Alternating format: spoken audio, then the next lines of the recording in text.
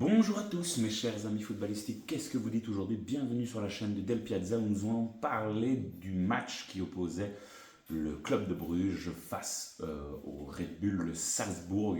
Match pour la qualification, pour la suite de la qualification pour la Ligue des Champions. La semaine passée, le club de Bruges était imposé 1-0 et donc aujourd'hui, il fallait une victoire pour pouvoir accéder à la suite de la compétition et espérer avoir une deuxième équipe qui rejoignent l'Union Saint-Gilloise dans les phases de groupe.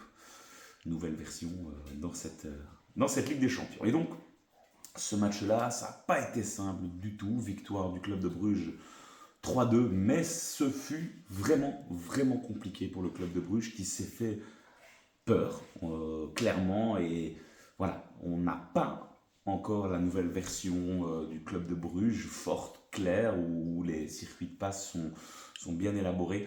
Il y a eu beaucoup de départs, on l'a dit aussi dans ma petite vidéo mais sur les attentes un petit peu de chaque équipe belge. Et puis ben voilà, faut-il le rappeler, dans chaque ligne, il y a eu des départs très très importants et les renforts qui viennent d'arriver voilà, ne sont pas encore tous, selon moi, opérationnels. Et je pense notamment au milieu de terrain, Reis, qui va devoir faire oublier un petit peu le rôle de Jachari et ça va être très compliqué. Franchement, on sent que Onidika, Van Aken, il y a beaucoup moins de complémentarité avec ce race. Alors voilà, il y aura peut-être quelque chose, mais je l'ai trouvé vraiment limité, en tout cas dans cette première mi-temps. C'est pas un très bon match, souvent en retard, beaucoup de pertes de balles, beaucoup de gâchis, de gaspillage.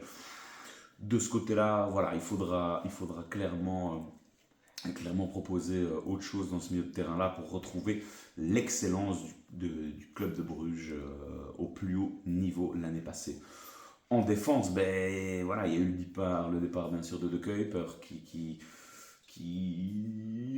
et de Ordonez, on ne sait pas trop encore s'il va rester ou pas. On parle à Marseille, bon pour l'instant c'est bloqué, il est pas trop. Enfin, voilà.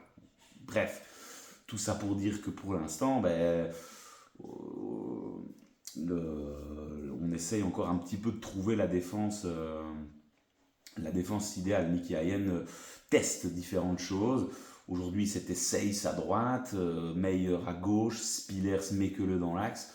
Bon, il y a trois Belges, ça fait plaisir, clairement, mais Seyss, là, vraiment, on a senti qu'aujourd'hui, il était énormément en difficulté. Pourtant, c'est un super joueur, il a déjà évolué énormément de fois à ce poste-là de latéral de back droit.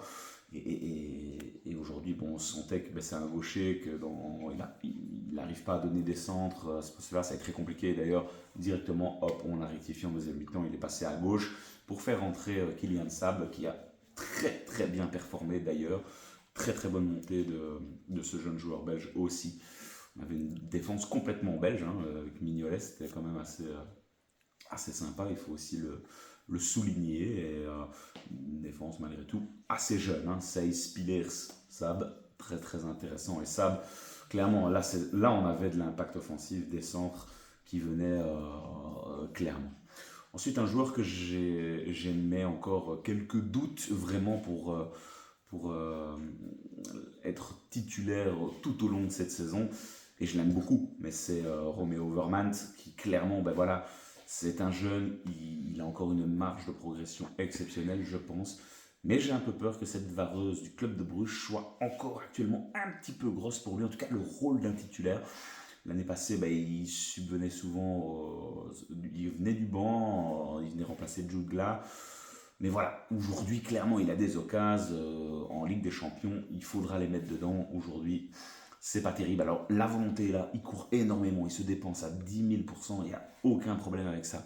Et ce genre de profil est important. Mais il va falloir vraiment travailler cette finition-là du côté de Romeo Verman parce que ça va vraiment poser du problème au plus haut niveau pour le club de Bruges. Alors, par contre, dans les nouveaux arrivés, il faut quand même mettre en avant ce petit joueur portugais qui a joué à droite, le nouveau numéro 9, Forbes, très très intéressant. Lui, beaucoup de ballons sont passés par lui, beaucoup de centres, beaucoup de tentatives. Non, c'était vraiment très très intéressant.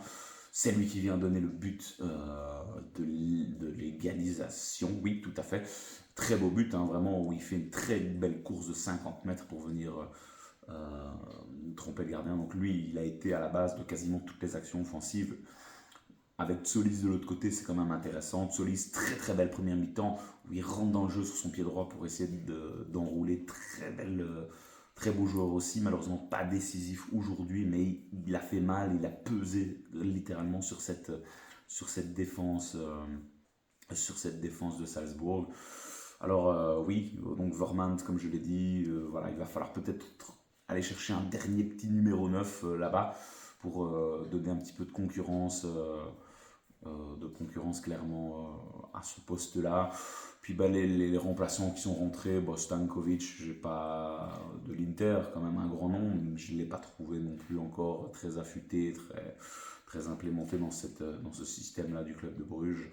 Voilà, il y a encore du temps, on sait que le club de Bruges va élever son niveau de jeu au fur et à mesure de la saison, mais on s'est quand même fait peur aujourd'hui à 0-2, voilà, un petit peu panique à bord, mais finalement, en deuxième mi-temps, on a retrouvé ce club de Bruges-là qui est revenu dans le match, et clairement, une belle petite remontada qui fait plaisir de Nicky Hayem et de ses hommes. Donc, finalement, la réaction attendue par le club de Bruges a été là et poussée par le supporter. On a assisté à une très très belle première mi-temps. Mais le club de Bruges de la première, clairement, ils n'iront pas plus loin, c'est pas possible. Un Van Aken qui va devoir aussi retrouver son niveau. On l'a vu aussi ce week-end, ça a été compliqué pour le club de Bruges face au Cercle. Pas évident, on a pu voir le résumé, ça n'a pas été facile, il y a eu une exclusion. Donc un club de Bruges qui se cherche encore, mais c'est tout à fait logique, comme je l'ai expliqué avec les nombreux départs. Donc malgré tout, il y a du talent dans cette équipe brugeoise, on va pas se mentir. Moi je pense encore qu'il y aura quand même une arrivée pour venir renforcer clairement le front de l'attaque. Et puis ben voilà, il va falloir trouver le bon ajustement avec cette défense. Sey, Sab, je pense que c'est quand même assez fort. Il y a Hugo Siquet qui est encore là aussi, qui peut rendre de très fiers services. Donc voilà, l'équipe type n'est pas encore tip top. Ce Reis au milieu de terrain, comme je l'ai dit, pas génial non plus.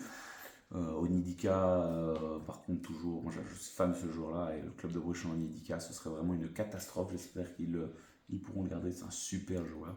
Mais un club de Bruges qui, en deuxième mi-temps, aura pu réinstaurer un peu son football et sa grinta d'aller vers l'avant avec des joueurs rapides et techniques comme Solis et Forbes. Donc dans l'ensemble, on peut être content de la réaction de ce club de Bruges là sur la deuxième mi-temps qui s'était mis en mode Ligue des Champions, clairement.